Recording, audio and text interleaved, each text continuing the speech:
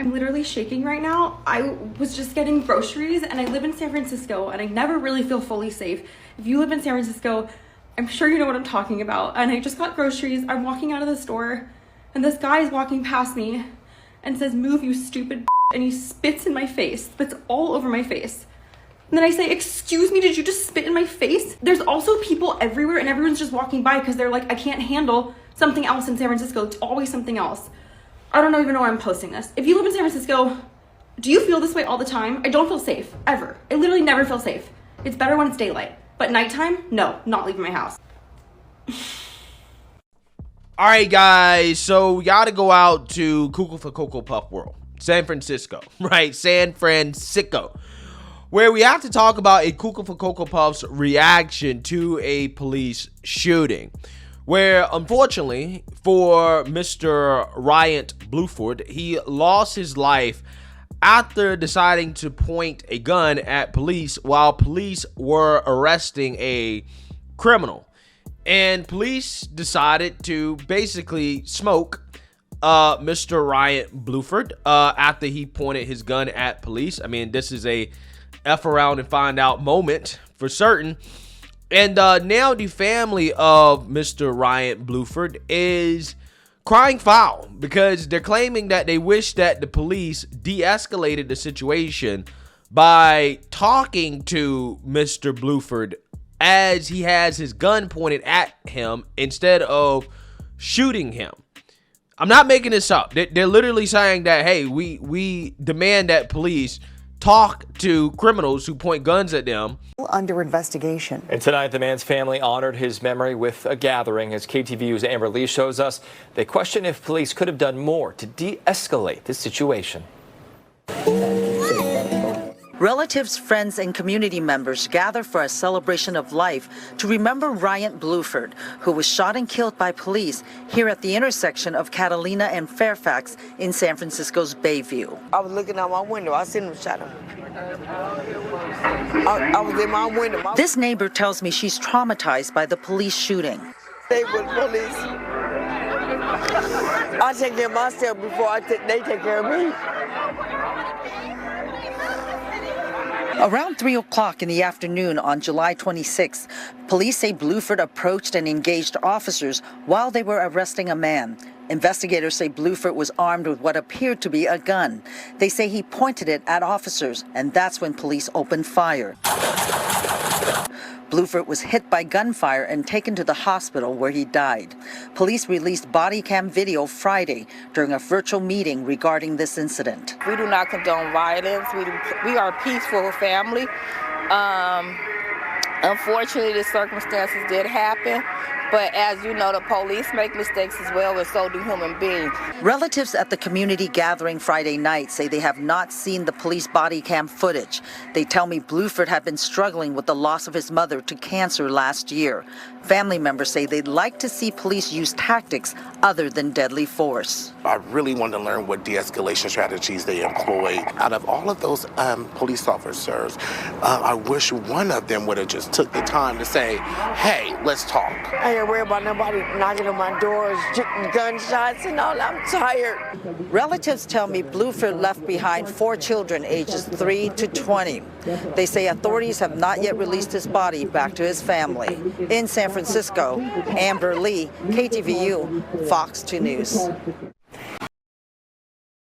Yeah, so for the life of me, I will never understand the simping for criminals, okay? I don't get it, especially for a guy like this. I mean, I guess I kind of get it if you're a family member, right? I mean, I kind of understand it, but I mean, there's just some people, man, where it's just like, bruh, save the tears. Don't go on camera with the tears, bruh.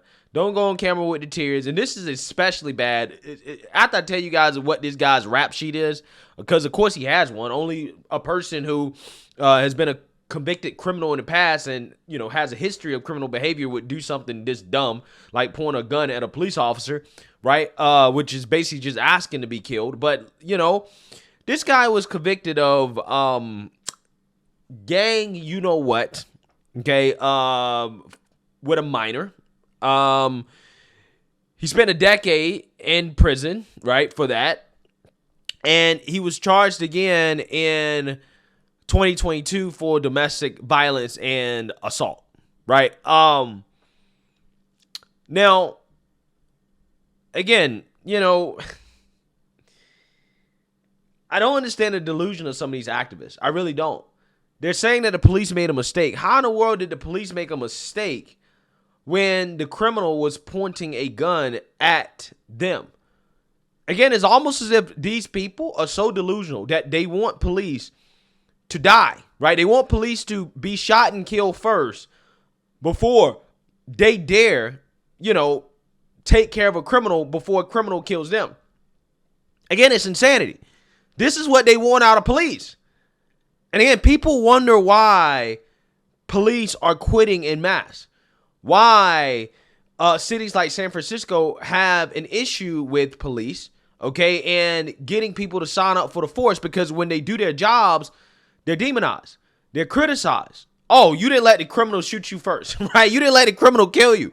You did a bad job, right? You made a mistake. You should have talked to the criminal. Talk to the criminal first before he shoots you. Again, we literally have on body camera the criminal pointing a gun at the police, right? They're pointing a gun at the police, about to shoot the police. We also have on camera the criminal going on this insane rant against police because they were in the neighborhood, right? He was mad that the police were in the neighborhood arresting somebody else. The rant was so unhinged that I can't even play it, okay? Because if I had to edit out all the things he was saying, you wouldn't be able to, like, basically hear anything, okay? It'd be a silent video. People are literally saying, oh, no, the police are in the wrong here. They should have let the criminal shoot him, right? They should have talked to the criminal before shooting the criminal, right? They should have de-escalated. I'm trying to figure, how are you supposed to de-escalate a situation where you have a gun pointed at you, right? How are you supposed to de-escalate that? At the end of the day, cops, you know, for good or for bad, they do have the mentality of, well, I'm going to go home at night, right? I'm going to go home and see my family, right? If it's between me going home and seeing my family, right, in your life, I'm going to go home and see my family, and I don't blame them for that. But again, my question is to these woke activists, what do you expect out of police? You expect police to sacrifice their lives for, you know, criminals who have this type of history, right? What has this person contributed positive to society? Serious question. That's what I would say, what has this person contributed positive that you think that their life is more valuable than a police officer's life? Because that's what you're asking for. That's what you're saying. You're saying, no. The police should lose their lives first before this guy. Why? Right? Why? Give me a reason. Why? Okay? And I guarantee you, they would not be able to come up with a coherent argument as to why that should be the case. Again, it's a situation that's unfortunate, but this person, they bought it on themselves, right? And again, I mean, you have situations like this that, in my opinion, I mean, you can define as a Darwin moment, right? Where, again, he had to have known that, hey, if I point the gun at police, that I'm going to lose my life. Everybody knows this. Everybody knows this. And if this is something that you don't know, if you don't understand it, then you probably can't be a functioning member of society, right? Which, you know, hey, this is the result, right? Again, it's an unfortunate situation. My thoughts and prayers go with the family. I understand why they're upset, but you can't blame the police. This is not the time to blame police and say, oh, they was wrong. They should have used restraint. What do you mean restraint? They had a gun pointed at them. How much restraint can you use? Again, at that point, you're basically asking the officers to allow themselves to be deleted. That is unreasonable. But again, that is what the woke revolutionaries want out of police officers, which is why police are quitting en masse. Why people refuse to be police officers, right? It's because of stuff like this. It's a damn if you do, damn if you don't job. The people that you're trying to protect quite literally want you to lose your life, sacrifice your life for somebody like this before you decide to defend yourself and to unfortunately have to take this person's life, which this person 100% bought on themselves. because they were engaged in criminal behavior. They have a history, a long rap sheet of criminal behavior. And unfortunately, this is what happens when you engage in this type of stuff. Okay? This is what happens. It is what it is. And again, I feel, for the family, right? But hey, this is kind of, again, it's something that he bought on himself, right? Cops are humans too. Cops have to live. They have to survive. So again, like I said, man, it's stuff like this, the delusion that you see from these woke activists, the impossible expectations that these people have for cops, the clear disregard for the lives of cops, right, and what they go through. Again, this is why police officers are quitting, right? This is the real defund the police movement. The real defund the police movement in this country is the demonization of cops to the point where they don't even want to be cops. They don't even want to do the job. And again, San Francisco is one of these cities that are suffering from defunding the police. A lack of officers. This is why there's so much crime and chaos going on in the city, is because they just don't have enough police. They don't have enough police because when police do their jobs, they get criticized like this, right?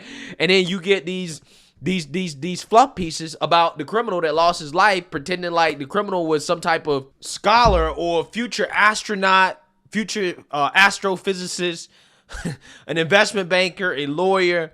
Okay, that's how these fluff pieces make some of these people seem. And it's like, no, you're just not living in reality here. Okay, you're not living in reality. This person's behavior is what ultimately led to this outcome. It's unfortunate, but that's the reality. Let me know what you guys think. Make sure you like, comment, and subscribe. Most importantly, share a Black conservative perspective. Peace.